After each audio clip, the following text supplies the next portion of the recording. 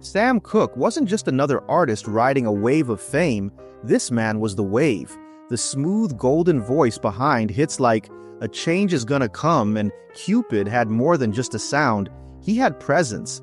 People didn't just hear Sam Cooke, they felt him. He could fill a room with elegance and soul without even trying. But what really made Sam dangerous in the eyes of the system wasn't just his talent. It was that he wasn't playing by the old rules. He owned his music. He negotiated his own deals. He wasn't waiting for permission. He was taking control. For a black man in 1960s America, that was revolutionary. And then, out of nowhere, at just 33 years old, he was dead, shot in a cheap motel in South Central LA. The official story was sloppy, thin, and felt like it was written before the autopsy was even finished. It wasn't just suspicious. It was like the city was trying to make everyone forget how powerful this man really was, and how dangerous his existence had become to the powers that be. The scene of the crime was strange from the start. Sam Cooke, a multimillionaire with luxury at his fingertips, was found dead in the Hacienda Motel, a rundown, low-rent spot with a neon sign that looked like it hadn't been changed in decades. This place wasn't where you'd expect a man like Cooke to be staying.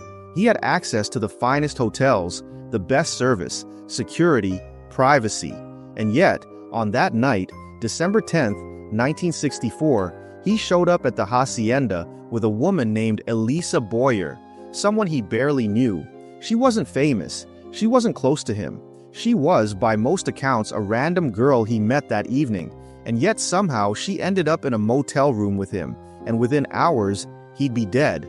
She claimed she fled because she was scared. She said he was aggressive, out of control, but her story shifted depending on who asked, and by the time the police were involved, she was gone, vanished from public view like she'd never existed at all. The story the public was given barely made sense. According to Bertha Franklin, the motel's manager, Sam Cooke showed up at her office in a blind rage, half naked and shouting about a woman who had taken his clothes. He thought Boyer was hiding in the office and was demanding answers. Franklin claimed he threatened her, so she pulled a gun and shot him once in the chest. Just like that, the voice of a generation, silenced by a single bullet in a backroom office. And within hours, the coroner called it self-defense. No real investigation, no trial, no questions about whether this was even the whole story. Cooke was dead and somehow blamed for his own murder before his body was even cold. That kind of speed doesn't happen without people wanting the mess cleaned up fast. If you talk to anyone who knew Sam, really knew him, their reactions to the official story were immediate and intense. It didn't sit right. Sam wasn't some out-of-control celebrity spiraling in private.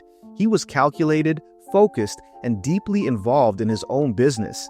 He was married, raising children, and carrying himself like a man who knew his future was bigger than music. He was spiritual, involved in his community, and outspoken about black rights and black ownership. The idea that he'd suddenly snap in a motel room, lose control, and put himself in a situation where someone would have to kill him? It sounded like fiction, manufactured fiction. And yet that's what the LAPD stuck with. A rushed narrative that painted Sam as the aggressor and the women involved as victims of a tragic misunderstanding. And what about Elisa Boyer? Her behavior raised red flags from day one. She told police she escaped Sam's motel room in fear, yet she took his clothes with her. She called the cops hours later from a payphone miles away, and her story was shaky at best. She later claimed she was a victim, but her background, her intentions, and her connection to Sam Cooke have never been fully explained. Was she part of a trap? Was she just caught in something deeper than she understood? We don't know because no one really investigated. The LAPD didn't dig into her past. They didn't try to find out who she knew or why she might have lured Sam to that exact location. They just shrugged and moved on. And then, like smoke, she was gone. Here's where things get deeper. Sam Cooke wasn't just a chart-topping star. He was a black entrepreneur at a time when that was a threat. He owned his master recordings. He had his own label. He was creating a blueprint for how black artists could stop being exploited by the white-dominated music industry. And he wasn't quiet about it. He talked about building an empire, about helping other artists get what they were owed. He was close with Malcolm X, Muhammad Ali, and other voices pushing for change. This was bigger than music.